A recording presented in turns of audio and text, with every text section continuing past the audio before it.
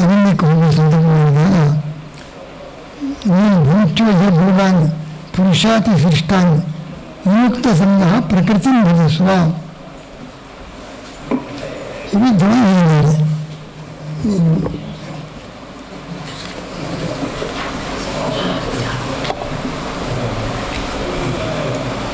ಎಷ್ಟೇ ಶ್ಲೋಕ 11.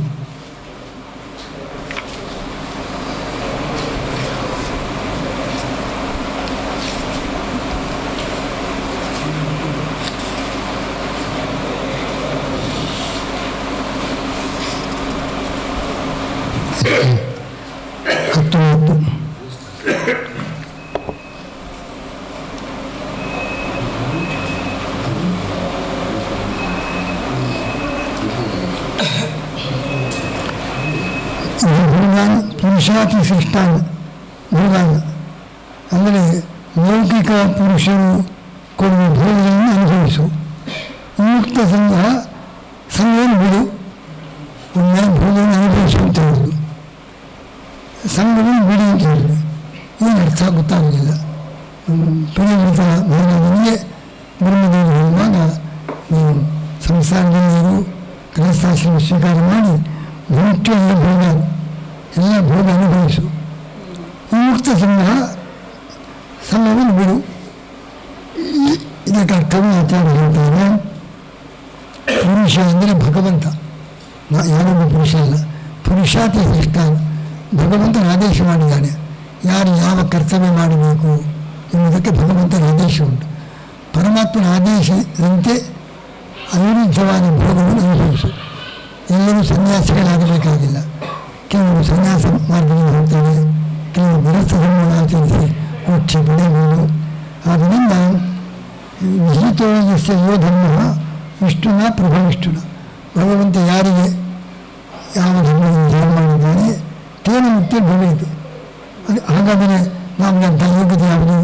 ನಾವು ಸನ್ಯಾಸಕ್ಕೆ ಹೋದರು, ಗೃಹಸ್ಥಾಶ್ರಮಕ್ಕೆ ಹೋದರು, ನಿಮ್ಮ ಸ್ವರೂಪವರೆಗೂ ತಿಳಿಸ್ತಾರೆ ನಿಮಗೆ ಇಂಥದ್ದು ಯೋಗ್ಯ ಅಂತ. ಅದರಿಂದ ಅಂಥದ್ದನ್ನು ಗೊತ್ತಾಗುವವರೆಗೆ ನಮಗೆ ಏನು ಬಂದಿದೆಯೋ ಅದನ್ನು ಮಾಡ್ತಾ ಹೋಗೋದು. ಗುರುಗಳು ಹೇಳ್ತಾರೆ, ನೀವು ಸನ್ಯಾಸಿ ಆ ಮಾರ್ಗದಲ್ಲಿ ಹೋಗೋದು, ನೀವು ಗೃಹಸ್ಥ ಧರ್ಮ ಆಚರಣೆ ಮಾಡಬೇಕು ಎಂಬುದ ಗುರುಗಳು ತಿಳಿಸ್ತಾರೆ. ಅದರಿಂದ ನೀವೀಗ ಅದಕ್ಕೆ ಯುದ್ಧ ಗೃಹಸ್ಥ ಧರ್ಮಾಚರಣೆ ಮಾಡಿ ರಾಜನಾಗಿ ಪ್ರಜಾ ಪರಿಪಾಲನೆ ಮಾಡಿ ಅದರಿಂದ ಭಗವಂತನ ಪಡಬೇಕು. ಆದ್ದರಿಂದ ಭೋಗವನ್ನು ಅನುಭವಿಸು. ಆದರೆ ವಿಮುಕ್ತ ಸಂಘ ಭೋಗ ಅನುಭವಿಸುವಾಗಲೂ ಕೂಡ ಎಷ್ಟು ಬೇಕೋ ಅಷ್ಟೇ, ಅದರ ಆಸಕ್ತಿ ಅತಿಯಾದ ಆಸಕ್ತಿ ಇಟ್ಟುಕೊಳ್ಬಾರ್ದು. ವಿಮುಕ್ತ ಸಂಘ ನಿರ್ಲಿಪ್ತನಾಗಿ ಭಗವದಾಶ ಆದೇಶಾನುಸಾರ ಅನಿಷಿದ್ಧವಾದ ಭೋಗವನ್ನು ಅನುಭವಿಸುವುದು. ಲಿಪ್ತರಾಗಿರಬಾರದು. ಅಭಿಪ್ರಾಯದಿಂದ ವಿಮುಕ್ತ ಸಂಘ ಇಹ ಭೋಗಾನ್ ಪುರುಷಾತಿ ಸೃಷ್ಟ, ಪರಮಾತ್ಮನ ಆದೇಶ ಮಾಡಿದ್ದಾನೆ. ಈ ಗೃಹಸ್ಥ ಧರ್ಮಾಚರಣೆ ಮಾಡು, ಅನಿಷಿದ್ಧವಾದ ಭೋಗವನ್ನು ಅನುಭವಿಸುವಂಥ ಪರಮಾತ್ಮನ ಆದೇಶ ಇದೆ, ಅದರಂತೆ ಮಾಡುವಂಥ ಅದಕ್ಕೆ ವಿರೋಧವಿಲ್ಲ. ಹಿತ ಯಸ್ಯ ಯೋ ಧರ್ಮ ವಿಷ್ಣುನ ಪ್ರಭವಿಷ್ಣುನ ತೇನ ಮುಕ್ತಿ ಭವೇತ್. ಪರಮಾತ್ಮನು ಆದೇಶ ಮಾಡಿದ ಧರ್ಮಾನುಷ್ಠಾನ ಮಾಡಿದರೆ ಅದರಿಂದ ಅವನಿಗೆ ಮೋಕ್ಷ ಆಗ್ತದೆ. ತಸ್ಯ ತಮ್ಮ ಗುರು ವಿವೇಕ, ಅವನ ಗುರು ತಿಳಿಸ್ತಾನೆ. ಈ ಬ್ರಹ್ಮದೇವರು ಬಂದೇ ಹೇಳ್ತಾರೆ, ನೀನು ಗೃಹಸ್ಥ ಧರ್ಮಾಚರಣೆ ಮಾಡಿ ಮೋಕ್ಷಕರಕ ಅದನ್ನು ಮಾಡುವಂತ. ಅದರಿಂದ ಅವನು ಬ್ರಹ್ಮದೇವರ ಆದೇಶದಂತೆ ರಾಜ್ಯ ಪರಿಪಾಲನೆ ಮಾಡಿದ.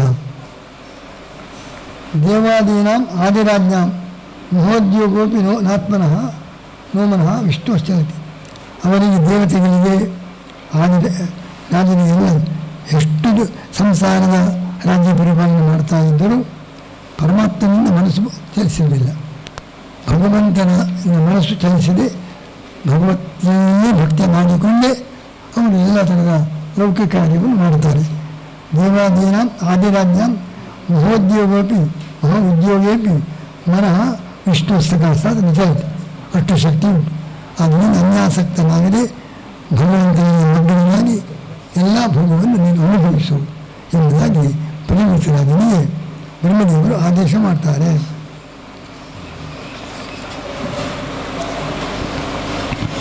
ಅಲ್ಲಿ ಮುಂದೆ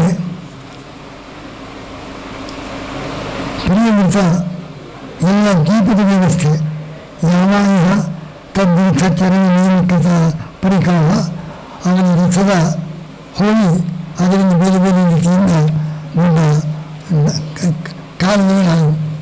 ಅದೇ ಸಪ್ತ ಸಮುದ್ರ. ಎಲ್ಲಿಂದ ಮಾಡಿದನು? ಅದು ಸಪ್ತದ್ವೀಪ. ಅವನ ರಥದ ಚಕ್ರ ಚಲಿಸುವಾಗ ಅದರ ನಡಜಾತದಿಂದ ಹೊಂಡುಗಳಾಗಿದೆ. ಅದೇ ಸಮುದ್ರ. ಎಲ್ಲಿ ಹೊಂದಾಗಿದೆ ಆ ಉಳಿದ ಭಾಗ ಸಪ್ತದ್ವೀಪ. ಈಗ ಸಪ್ತದ್ವೀಪ ಸಪ್ತ ಸಮುದ್ರ ಅದು ಪ್ರಿಯವ್ರತ ರಾಜನು ಮಾಡಿದ್ದು.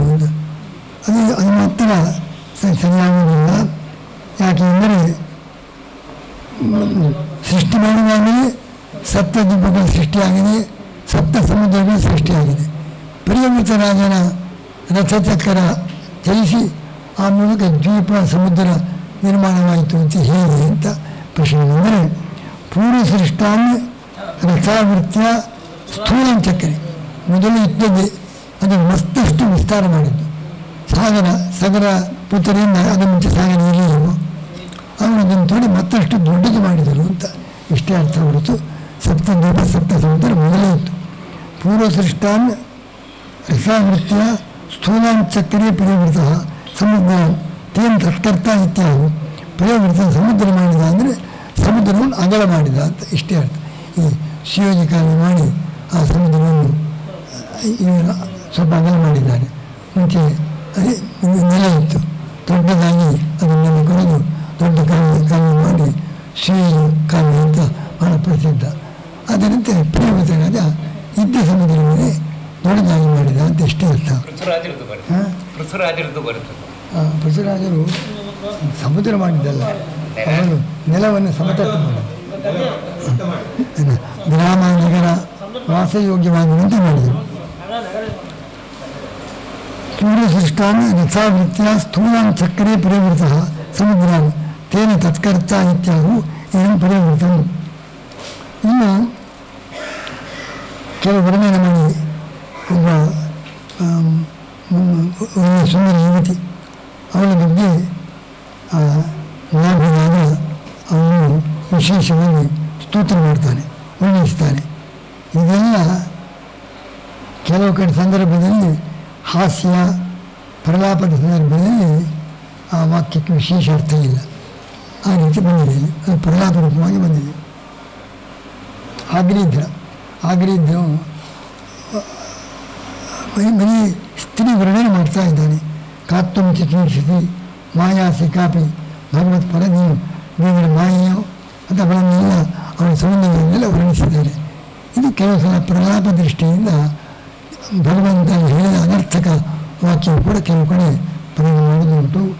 ಪರಿಹಾಸ ಪ್ರಲಾಪಾಂಶು ಅನರ್ಥವಾಗಿ ಭಗವತ್ ಕ್ವಚಿತ್. ಪುರಾಣಗಳಲ್ಲಿ ಕೂಡ ಕೆಲವು ಕಡೆ ಲೌಕಿಕ ಕಾವ್ಯ ದೃಷ್ಟಿಯಿಂದ ನಿರರ್ಥಕವಾಗಿ ಪ್ರಲಾಪ ರೂಪವಾಗಿ ಪರಿಹಾಸ ರೂಪವಾಗಿ ನಿರರ್ಥಕ ವಾಕ್ಯವನ್ನು ಕೂಡ ಪ್ರಯೋಗ ಮಾಡುವುದುಂಟು. ಅದು ಬರೀ ಪ್ರಲಾಪ ಅಂತ ಭಾವಿಸಬೇಕು. ಇನ್ನೊಂದು ವಿಷಯ ಬಂತು. ಅವನು ರಾಜ ಪ್ರಾರ್ಥನೆ ಮಾಡಿದ, ನಾಭಿ ಪ್ರಾರ್ಥನೆ ಮಾಡಿದ, ದರ್ಶನ ಕೊಟ್ಟರು. ನನಗೆ ನಿನ್ನಂತಹ ಮಗನು ಹುಟ್ಟಬೇಕು ಅಂತ. ಪರಮಾತ್ಮನಿಗೆ ಸಮಾನ ವ್ಯಕ್ತಿ ಇದ್ದಾನು. ರಾಜನಿಗೆ ಅಷ್ಟು ಗೊತ್ತಿಲ್ಲವೋ, ಅಷ್ಟು ತಪಸ್ಸು ಮಾಡಿ ಭಗವತ್ ಸಾಕ್ಷಾತ್ಕಾರ ಪಡೆದವನು ಪರಮಾತ್ಮನಿಗೆ ಸಮಾನನಾದರೂ ಮತ್ತೊಬ್ಬನಿಲ್ಲ ಅಂತ ಗೊತ್ತುಂಟು. ಗೊತ್ತಿದ್ದರೂ ಕೂಡ ನಿನ್ನಂಥ ಮಗನು ನನಗೆ ಹುಟ್ಟಬೇಕು ಅಂತ ಪ್ರಾರ್ಥನೆ ಮಾಡಿದ. ಕೊನೆಗೆ ಭಗವಂತ ಉಪಾಯ ಇಲ್ಲ, ತಾನೇ ಮಗನಾಗಿ ಹುಟ್ಟಿದ ಅಂತ. ಈ ರಾಜ ಈ ಪ್ರಶ್ನೆ ಯಾಕೆ ಮಾಡಿದ? ಅವನು ಎಷ್ಟು ಗೊತ್ತಿಲ್ಲವೋ ಅಂತ ಪ್ರಶ್ನೆ. ಅದಕ್ಕೆ ನಾಸ್ತಿ ವಿಷ್ಣು ಸಮೇತಿ ಜ್ಞಾನಂತೋಪಿ ವಿಷಯ ಸದಾ ತಜ್ಞಾಪನಾಯೋಗಾನ ಅನ್ವೇಷಾಂ ಪ್ರಾರ್ಥನೆ ಅನ್ನು. ಇದು ಅವರಿಗೊಂದು ಅವರಿಗೆ ಗೊತ್ತುಂಟು. ನೀನೇ ಅವತಾರ ಮಾಡಬಹುದು ಅಂತ ಹೇಳ್ಬೋದಿತ್ತು. ನೀನೇ ಅವತಾರ ಮಾಡೋದು ಹೇಳೋದು, ನಿನ್ನಂಥ ಮಗನನ್ನು ನನಗೆ ಕೊಡುವಂತ. ಅದು ದೇವರು ತಾನಾಗಿ ಅವತರಿಸಿದ. ಅಂದರೆ ಜನರಿಗೆ ಭಗವಂತನಿಗೆ ಸಹಕಾರವಾಗುವುದು ಮತ್ತೊಬ್ಬರು ಇಲ್ಲ ಅಂತ ಜಗತ್ತಿಗೆ ಗೊತ್ತಾಗಬೇಕು. ಅದು ಅದಕ್ಕೋಸ್ಕರ ಈ ಥರದನ್ನು ಚಮತ್ಕಾರ ಮಾಡಿ ಇಂಥ ಪ್ರಾರ್ಥನೆ ಮಾಡಿ ಭಗವಂತನ ಅವತಾರ ಮಾಡಿ ಲೋಕಕ್ಕೆ ಈ ಭಾಗವತ ಪುರಾಣ ಮುಖಾಂತರ ಭಗವಂತನಿಗೆ ಸದೃಶರು ಮತ್ತೊಬ್ಬರು ಅಂತ ಗೊತ್ತಾಗಬೇಕು. ಅದಕ್ಕೋಸ್ಕರ ನಾಸ್ತಿ ವಿಷ್ಣು ಸಮೇತಿ ಜ್ಞಾನಂತೋಪಿ ವಿಷಯ ಸದಾ ತಜ್ಞಾಪನಾಯ ಲೋಕಾನ ಅನ್ವೇಷಾಂ ಲೋಕಾನ, ಭಗವಂತನಿಗೆ ಸಮಾನರಾದವರು ಮತ್ತೊಬ್ಬರಿಲ್ಲ ಅಂತ ತಿಳಿಸೋದಕ್ಕೋಸ್ಕರ ಈ ಥರದ ಪ್ರಾರ್ಥನೆ ಮಾಡ್ತಾರೆ. ಇನ್ನೊಂದು ಸಂಶಯ ಬರ್ತದೆ. ಅವನು ರಾಜನು ಒಳ್ಳೆಯ ಉತ್ತಮ ರೀತಿಯಿಂದ ರಾಜ್ಯ ಪರಿಪಾಲನೆ ಮಾಡ್ತಾ ಇದ್ದ. ಅವನ ಮೇಲೆ ಇಂದ್ರನಿಗೆ ಸ್ಪರ್ಧೆ ಬಂತು. ಸ್ಪರ್ಧೆ ಬಂದು ಋಷದೇವರ ರಾಜ್ಯದಲ್ಲಿ ಒಳ್ಳೆಯ ರೀತಿಯ ಸುಭಿಕ್ಷೆ. ಆಗ ಬೇಕು ಅಂತ ಇಂದ್ರ ಮಳೆ ಬಾರದಂತೆ ಮಾಡಿಬಿಟ್ಟ. ಯಸ ಇಂದ್ರ ಸ್ಪರ್ಧಮಾನ ಭಗವಾನ್ ವರ್ಷ ನವವರ್ಷ, ಮಳೆಗಾಗಿ ಮಳೆ ಬರಲೇ ಇಲ್ಲ. ತದ ಅವಧಾರ್ಯ ಭಗವಾನ್ ಋಷಭದೇವ ಈಶ್ವರ ಪ್ರಕಸ್ಯ ನಕ್ಕಿ ತನ್ನ ಶಕ್ತಿಯಿಂದ ಬೇಕಾದಷ್ಟು ಮಳೆ ಬರುವಂತೆ ಮಾಡಿದ. ಅದನ್ನಾಮನ್ನಾವ ತಾನು ವಾಸ ಮಾಡತಕ್ಕ ವರ್ಷ 9 ವರ್ಷ ಅದನ್ನಾಮ ಅಲ್ಲಿ ಬೇಕಾದಷ್ಟು ಮಳೆಯಂತೆ ಬರುವಂತೆ ಮಾಡಿದ. ಇಲ್ಲಿ ಒಂದು ಹಾಸ್ಯ.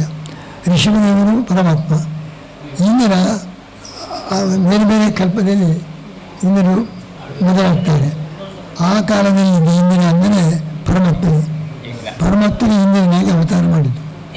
ಆಗ ಇಂದ್ರ ಪಟ್ಟದಲ್ಲಿ ಬಂದಿದ್ದು ಪುರಂದರ ಅಲ್ಲ, ಭಗವಂತನೇ ಇಂದ್ರ. ಅನೇಕ ಇಂದ್ರರು ಇದ್ದಾರೆ. ಅವರ ಸ್ಪರ್ಧೆಯು ತನ್ನ ಮೇಲೆ ತನ್ನ ಸ್ಪರ್ಧೆಯು. ಋಷಭನು ಪರಮಾತ್ಮ, ಇಂದ್ರನು ಸಾಕ್ಷಾತ್ ಭಗವಂತ. ಈ ಸ್ಪರ್ಧೆಯ ಅವಕಾಶ ಹೇಗೆ ಅಂತ ಒಂದು ಸಂಶಯ ಬರ್ತದೆ. ಅದಕ್ಕೆ ದುಷ್ಟಾನಾಂ ಮೋಹನಾರ್ಥಾಯ ಯಜ್ಞ ಇಂದ್ರಪದೇ ಸ್ಥಿತ, ಯಜ್ಞರೂಪಿಯಾದ ಭಗವಂತನೇ ಇಂದ್ರ ಸ್ಥಾನದಲ್ಲಿದ್ದಾನೆ. ಸ್ಪರ್ಧೆ ಋಷಭೇನೇವ ಸ್ವರೂಪೇಣ, ತಾನೇ ತನ್ನ ರೂಪದ ಜೊತೆಗೆ ಪರಶುರಾಮನು ರಾಮನು ಜಗಳಾಡಿಕೊಂಡ ಹಾಗೆ ಇಬ್ಬರು ಭಗವಂತ ರೂಪಗಳೇ ತನ್ನ ಬಗ್ಗೆ ತಾನೇ ಸ್ಪರ್ಧೆ ಮಾಡುವ ರೀತಿಯಲ್ಲಿ ಲೋಕಕ್ಕೆ ಒಂದು ಮೋಹನ ಮಾಡಿದ್ದಷ್ಟೇ ಹೊರತು ಇದೊಂದು ನಾಟಕ ಹೊರತು ಭೀಮ ಹನುಮಂತ ಅವರ ವಿವಾದ, ರಾಮ ಪರಶುರಾಮನು, ಅದರಿಂದ ಇಂದ್ರ ಋಷಭ ಇದೆರಡು ಭಗವಂತ ರೂಪಗಳೇ. ದುಷ್ಟಾನ ಮೋಹನ ಇವ ಯಜ್ಞ ಪರಮಾತ್ಮನೇ ಇಂದ್ರಪದೇ ಸ್ಥಿತ ಪಸ್ಪರ್ಧ ಋಷಭೇನೇವ ಸ್ವರೂಪೇಣ, ತಾನು ಒಬ್ಬನೇ ತನ್ನ ರೂಪದ ಜೊತೆಗೆ ತಾನೇ ಸ್ಪರ್ಧೆ ಮಾಡಿ ಮನೆ ಬಾರದಂತ ಮಾಡಿದ್ದು ಅವನೇ, ಮನೆ ಬರುವಂತೆ ಮಾಡಿದವರು ಅವನೇ. ಏನೇ ಕೆಲಸವನ್ನು ಒಮ್ಮೆ ಭಗವಂತ ನಾಟಕ ಮಾಡಿದ್ದಾನೆ.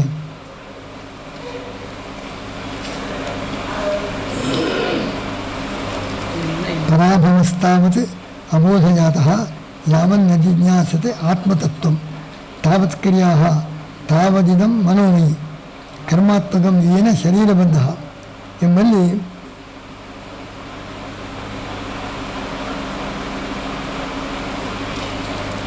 ಪರಮಾತ್ಮನ ಜ್ಞಾನ ಅಪರೋಕ್ಷ ಜ್ಞಾನ ಬರುವವರೆಗೆ ಕ್ರಿಯೆ, ಅಪರೋಕ್ಷ ಜ್ಞಾನ ಬಂತು ಮತ್ತೆ ಕ್ರಿಯೆ ಬೇಡ ಅಂತ ಅರ್ಥ ಆಗ್ತದೆ. ಪರಾಭವಸ್ತಾವತ್ ಅಬೋಧಜಾತಃ ಯಾವತ್ ನ ಜಿಜ್ಞಾಸತೆ ಆತ್ಮತತ್ವ ತಾವತ್ ಕ್ರಿಯಾ, ಪರಮಾತ್ಮನ ಸಾಕ್ಷಾತ್ಕಾರ ಆಗುವವರೆಗೆ ಪರಾಜಯ ಇಲ್ಲ, ಅಲ್ಲಿಯವರೆಗೆ ಕ್ರಿಯೆ. ಸಾಕ್ಷಾತ್ಕಾರ ಆದ ಮೇಲೆ ಕ್ರಿಯೆ ಇಲ್ಲ. ಆದರೆ ನಮ್ಮ ಪ್ರಮಾಣ ವಾಕ್ಯಗಳುಂಟು.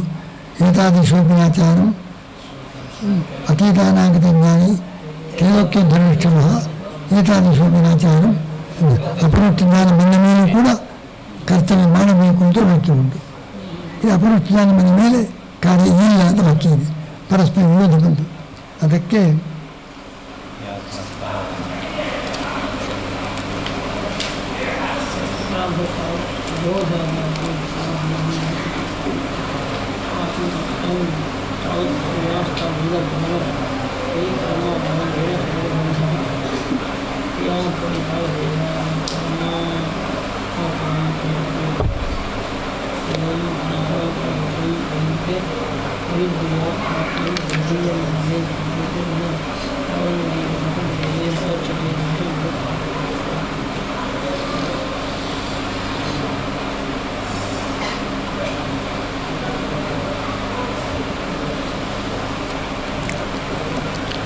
ಕ್ರಿಯೆ ಅಂದರೆ ಕ್ರಿಯಾಫಲ, ಅಲ್ಲಿಯವರೆಗೆ ಕರ್ಮದ ಫಲ.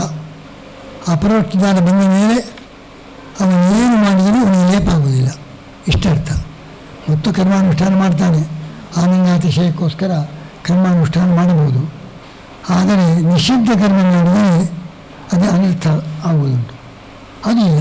ಅಪರೋಕ್ಷ ಜ್ಞಾನ ಬಂದ ಮೇಲೆ ನಿಷಿದ್ಧ ಕರ್ಮದಿಂದಲೂ ಫಲಲೇಪ ಆಗುವುದಿಲ್ಲ. ತದನೇ ಉತ್ತರ ಪೂರ್ವಾಗ್ರಹವು ಪರಮಾತ್ಮ ಸಾಕ್ಷಾತ್ಕಾರ ಬಂದರೆ ಹಿಂದಿನ ಪಾಪದ ನಾಶ ಆಗ್ತದೆ, ಮುಂದಿನ ಕರ್ಮದ ಲೇಪ ಇಲ್ಲ. ಮುಂದಿನ ಕರ್ಮಾನುಷ್ಠಾನದ ಲೇಪ ಇಲ್ಲ. ಕರ್ಮ ಇಲ್ಲ ಅಂದರೆ ಕರ್ಮ ಬೇಡ ಅಂತ ಅರ್ಥ ಅಲ್ಲ. ನಿಷಿದ್ಧ ಕರ್ಮ ಮಾಡಿದರೆ ಅದರ ಫಲ ಇಲ್ಲ ಅಂತ ಅರ್ಥ. ಹಾಗೆ ಅರ್ಥ ಹೊರತು ಕರ್ಮವೇ ಇಲ್ಲ ಅಂತ ಅರ್ಥ ಅಲ್ಲ. ನಿಷಿದ್ಧ ಕರ್ಮಾನುಷ್ಠಾನ ಮಾಡಿದಾಗ ಅದರ ಫಲ ಬರುವುದಿಲ್ಲ. ಆನಂದಾತಿಶಯ ಉಂಟು, ನಿಷಿದ್ಧ ಕರ್ಮದ ಫಲ ಇಲ್ಲ.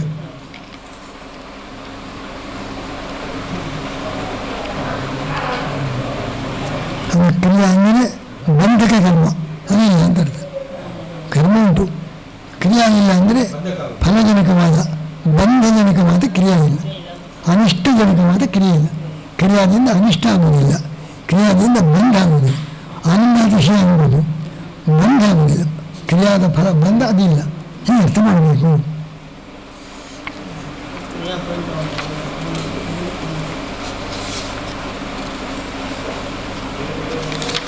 ಕರ್ಮಾಧೀನವಾದ ಫಲ ಏನುಂಟು, ಕರ್ಮಾತ್ಮಕ ಕ್ರಿಯಾ, ಕರ್ಮಾಧೀನವಾದ ಕ್ರಿಯಾಫಲ ಅದು ಇಲ್ಲ. ಆ ಫಲ ಅಂದರೆ ಕೆಟ್ಟ ಫಲ, ಅನಿಷ್ಟ ಫಲ ಅದು ಇಲ್ಲ. ಏವನ್ನೇಹ ಕರ್ಮ ವಿಷಯ ಪ್ರಿಯಂತೆ ಅವಿದ್ಯೆಯ ಆತ್ಮನ್ ವ್ಯವಧೀಯವಾಗಿ ಪ್ರೀತಿಮೇಯಾವತ ಮೇ ವಾಸುದೇವಿ ವಿಮುಚ್ಯತೆ ದೇವೇನ ತಾವತ್. ಅವಿದ್ಯೆಯ ಪ್ರಿಯಂತ ಆತ್ಮನ್ ವ್ಯವಧೀಯವಾಗಿ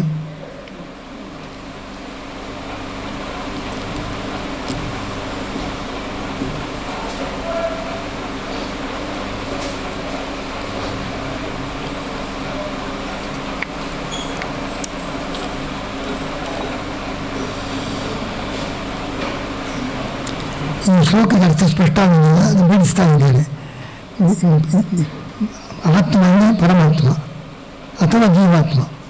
ಆತ್ಮನು ಪರಮಾತ್ಮನಾಗಲಿ ಜೀವಾತ್ಮನಾಗಲಿ ಅವಿದ್ಯೆಯ ವ್ಯವಧೇಯವಾಗಿ ಸ್ವರೂಪಾಚ್ಛಾದಿಕ ಪರಮಾಚ್ಛಾದಿಕ ಭಗವಂತನನ್ನು ಮುಚ್ಚುವ ವಿದ್ಯೆ ಉಂಟು. ನಮ್ಮ ಸ್ವರೂಪವೇ ತೋರುವುದಿಲ್ಲ, ಆನಂದ ಸ್ವರೂಪ ಉಂಟು, ಅದನ್ನು ಮುಚ್ಚುವ ವಿದ್ಯೆ. ಎರಡು ಥರದ ವಿದ್ಯೆ ಇದೆ. ನಮಗೆ ಆನಂದ ಸ್ವರೂಪ ಇದ್ದರೂ ಕೂಡ ನಮ್ಮ ಸ್ವರೂಪನಿಗೆ ತೋರುವುದಿಲ್ಲ, ಪರಮಾತ್ಮನಂತೂ ತೋರುವುದೇ ಇಲ್ಲ. ಅಂಥ ಭಗವಂತನನ್ನು ಮುಚ್ಚುವ ಅವಿದ್ಯೆ, ಜೀವನನ್ನು ಕೂಡ ತೋರದಂತೆ ಮಾಡುವ ಅವಿದ್ಯೆ, ಇದೆಲ್ಲವೂ ಕೂಡ ವ್ಯವಧೀಯವಾಗಿ ಈ ಅಜ್ಞಾನದಿಂದ ಪರಮಾತ್ಮ ಜ್ಞಾನವಿಲ್ಲ ಅಂತಾಗಿದೆ, ಜೀವನ ಜ್ಞಾನವೂ ಇಲ್ಲ ಅಂತ ಆಗ್ತದೆ. ಆಗ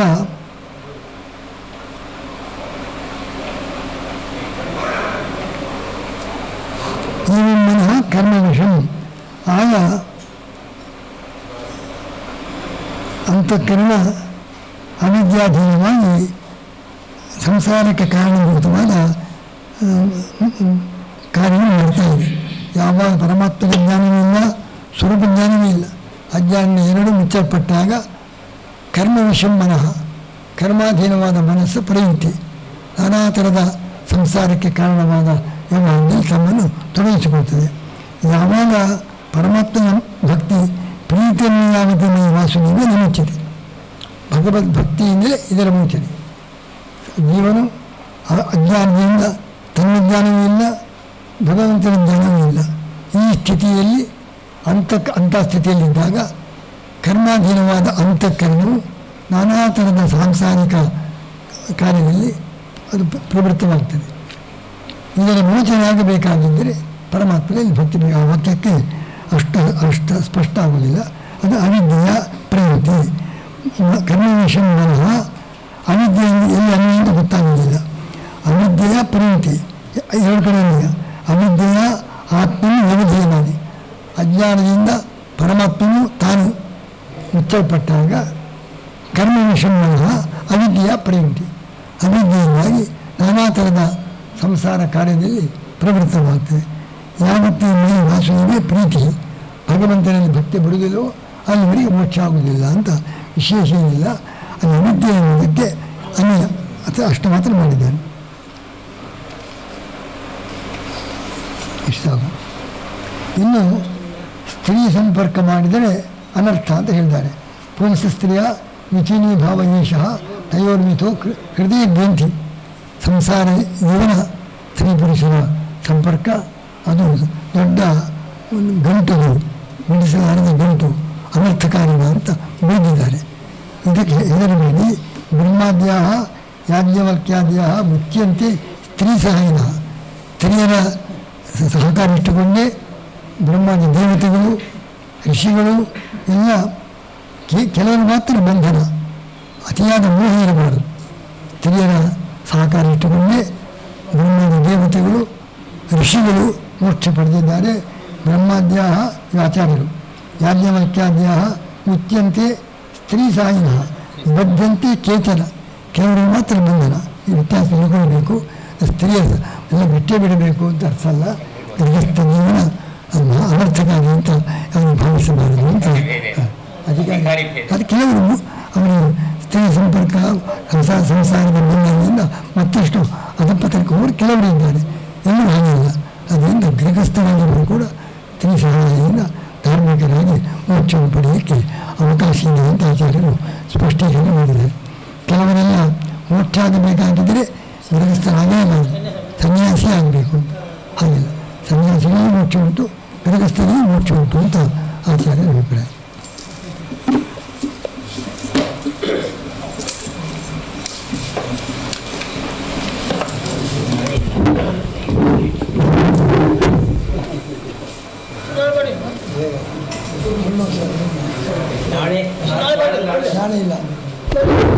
ನಾಳೆ ಇಲ್ಲ, ಎಲ್ಲರೂ ತೀರ್ಥ ಪ್ರಸಾದಕ್ಕೆ ಬರಬೇಕು. ಯಾರಿಗೆ ನಾಳೆ ಆಗುವುದಿಲ್ಲ ನಾಳೆ ಬರಬೇಕು. 2 ದಿವಸ ರಾಮನವಮಿ ಕಾರ್ಯಕ್ರಮ ಇದೆ, ಕೆಲವು ನಾಳೆ ಬೇರೆ ಕಾರ್ಯಕ್ರಮ ಇದೆ. ನಾಳೆ ಬರಬಹುದು, ನಾಡಿದ್ದು ಬರಬಹುದು. ತೀರ್ಥ ಪ್ರಸಾದಕ್ಕೆ ಎಲ್ಲರೂ ಕೂಡ ನಿತ್ಯ ಪಾಠಕ್ಕೆ ಬಳಸಕ್ಕೂ ಎಲ್ಲರೂ ಒಂದು ದಿವಸ ಪ್ರಸಾದಕ್ಕೆ ಬರಬೇಕು. ರಾಮನವಮಿ ಪ್ರಯುಕ್ತ ನಾಳೆ ಪಾಠ ಇಲ್ಲ, ನಾಡದ್ದು ಪಾಠ ಇಲ್ಲ. ನಾಡದ್ದು ಪಾಠ ಉಂಟು. ನಾಳೆ ಅಭಿಷೇಕ, ಮಹಾಭಿಷೇಕ ಬೇಗ ಪ್ರಾರಂಭ ಆಗ್ತದೆ, ಅದಕ್ಕೋಸ್ಕರ ಪಾಠ ಇದೆ.